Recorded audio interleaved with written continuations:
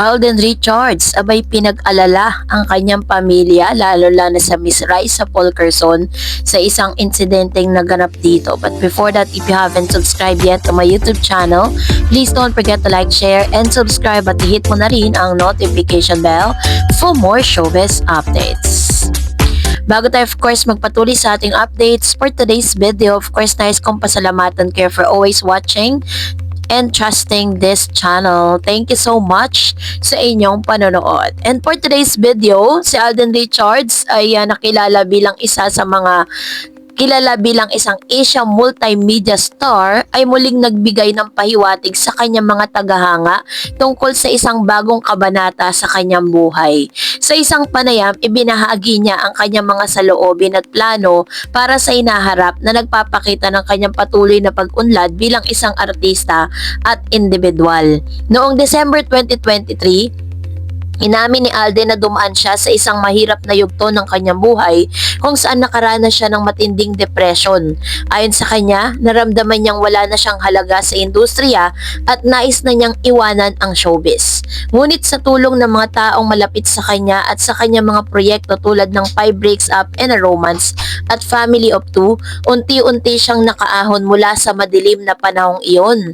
Bilang paghahanda sa kanyang papel lalo na sa seryeng The World Between Us, binago ni Alden ang kanyang lifestyle. Nag-focus siya sa mga malusog na pamumuhay at regular na pag-eehersisyo at tamang pagkain. Ang mga pagbabagong ito hindi lamang para sa kanyang physical na anyo, kundi pati na rin sa kanyang mental na kalusugan. Matapos ang 5 taon, muling nagsama sina Alden Richards at Catherine Bernardo sa pelikulang Hello Love Again, ang sequel ng kanilang blockbuster na Hello Love Goodbye. At ayon kay Alden, mas mature at adventurous na si Catherine ngayon at mas naging madali para sa kanila ang paggawa ng pelikula.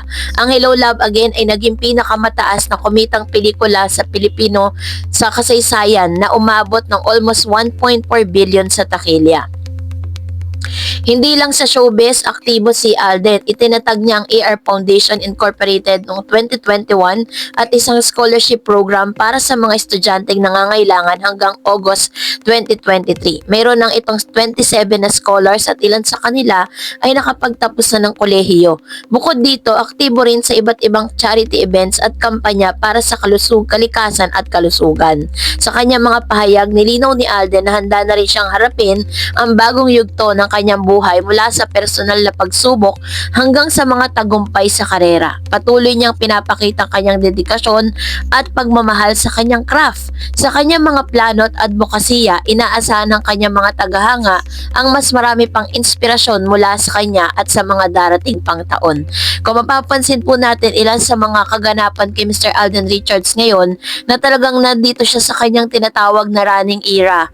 No, sa kanyang mga post ay magkakaroon ng biggest event kung saan ay magkakaroon siya ng charity program at tinihikayat niya ang lahat ng kanyang mga followers, ang lahat ng kanyang mga fans at ang mga kapuso na makilahok doon po sa tinatawag na fun run na kanyang inilunsad, and then lahat po ng mga magre-register ay magbabayad po sila, and then the proceeds will go to the charitable institution.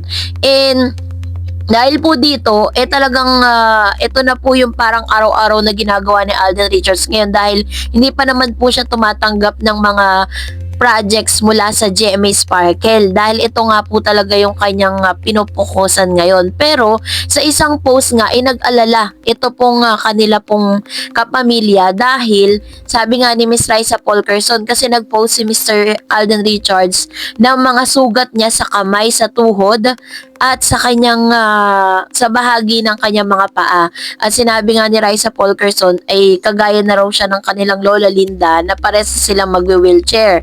Kasi nga si Mr. Alden Richards ay hindi inaasang pagkakataon siya po ay sumemplang dito po sa kanyang pagbabike, kasi yan po talaga yung kanyang era ngayon dahil bumili siya ng isang mamahaling bisikleta na siyang ginagamit niya sa kanyang imbis na tumakbo bikings naman po yung kanyang ginagawa ngayon. Kaya naman sobrang nag-alala po yung pamilya ni Alden Richards sa nakita po nilang post nito dahil Medyo marami po kasi yung sugat ni Mr. Alden Richards. So anyways, magdadito naman ng ilan sa mga reaksyon at inyo pong mga komento mula naman sa mga netizen no, sa comment section. Dahil talagang pinag-usapan po ang ilan sa mga updates po natin patungkol dito. Unahin natin ang komento mula kay Bebe. Sabi niya, I don't think that hindi na uso ang love team dahil hindi lahat ng actors may chemistry with each other. Paano magugustuhan ng mga manonood ang love team kung walang chemistry?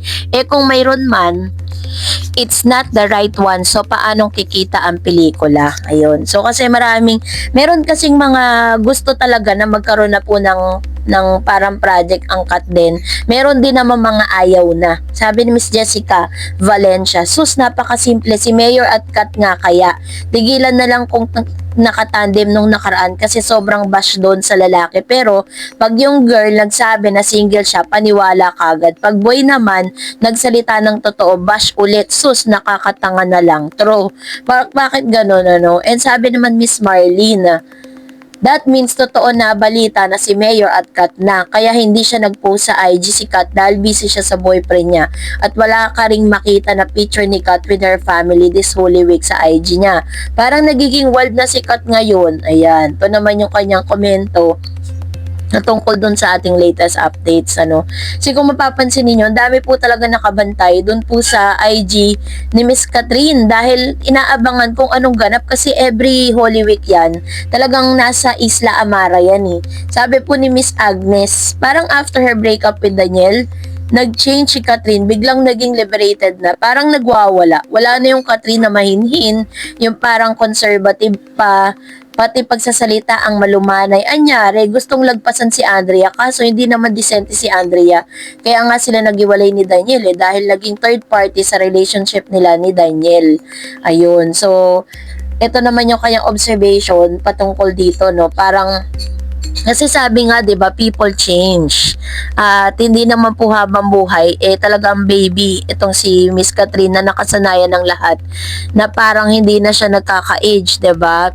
Tumatanda at nagkakaedad din po kasi si Miss Cat kaya parang nababago yung disposisyon ng kanyang buhay ngayon. Sabi ni Juana Niano, ni-reject kasi hindi nagpatuloy si actor ng ligaw. Ikaw naman kasi wala kayo ni Summer pero hinayaan mo na mag-usap kayo ni Summer. Gayong matagal kayong wala na. Ayun. So, hanggang ngayon inuungkat pa rin yung pag-uusap ni Catherine tsaka ni Mr. Daniel Padilla, no? Pero sa mga observation ko po ngayon, talagang wala na pong pag-asang magkabalikan pa ang Katniel. And sabi ni Serenato, sa the end of the day, masakit lang isipin, pinapalabas ng mga solid ship cakes ni Catherine user-friendly to Alden. In fact, si Alden na nire-respeto yung decision nito si Kat, hindi character ni Alden ang pinagyayabang kung anong nagawa niya. Ito lang ang mga utaw na shit cakes, ang mga balahura. Hindi lang masabihan ni Kat to mga solid. Ayan. So, pagkatapos kasi na mabalita na parang taken na nga si Alden, no? Dahil dito dami nagalit. Diyos ko po. Sabi ni Miss Lydia, hi, nako, private nga huwag kayong naniniwala sa balita. Kung gusto pa ni Catherine si Daniel noon pa, matagal na binalikan ni Catherine. Masakit sa babae yun. Naniloloko ka kasi si Kat, siyang mahal na mahal ni Daniel. Yung pagtalikod mo, may kapalit na si Kat. Ayan. So, actually po kung bibigyan natin, let's give benefit of the doubt Daniel Padilla. Kasi pagkatapos po ng breakups nila, wala naman tayo nabalitaan na naging girlfriend ni Daniel, diba? So, anyways, that's it for today. For more videos and updates, please don't forget to like and subscribe. And please don't forget to follow my Facebook page, Dar Eds TV. God bless everyone!